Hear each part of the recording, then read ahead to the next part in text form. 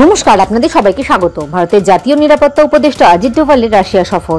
সারা বিশ্ব তাকিয়ে এই দিকে ঠিক কি হতে চলেছে, অনেক কিছু নিয়ে আলোচনা হবে, তবে আমাদের যা মনে হচ্ছে সেটা নিয়ে আলোচনা করলাম এই ভিডিওতে। ভারতের জাতীয় নিরাপত্তা উপদেষ্টা অজিত ডোভাল আগামী সপ্তাহে রাশিয়ার মস্কো সফরে যেতে পারেন। এই সফরের মূল উদ্দেশ্য হল রাশিয়ার কাছ থেকে চুক্তিবদ্ধ S-400 ট্রায়াম্ফ এয়ার ডিফেন্স সিস্টেমগুলি দ্রুত ডেলিভারি নিশ্চিত করা। ভারত ইতিমধ্যে রাশিয়ার সঙ্গে 5টি S-400 ইউনিট কেনার চুক্তি করেছে, যার মোট মূল্য প্রায় 5.4 মিলিয়ন মার্কিন ডলার। এখনও পর্যন্ত কয়েকটি ইউনিট ভারতের হাতে এসেছে, তবে যুদ্ধ ও ভূ রাজনৈতিক জটিলতার কারণে ডেলিভারি প্রক্রিয়া ধীরগতিতে এগোচ্ছে। এছাড়াও একটি খবর সামনে এসেছিল যে ভারত আরও কিছু S-400 কিনতে পারে। আর অন্যদিকে কিছুদিন আগে বাংলাদেশ রাশিয়ার যুদ্ধে জাহাজ এসেছিল।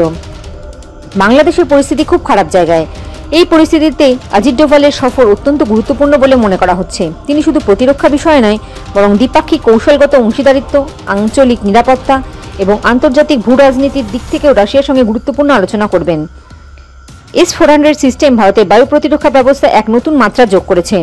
এটি 400 কিলোমিটার দূরের লক্ষ্যবস্তুকে শনাক্ত ও ধ্বংস করতে সক্ষম।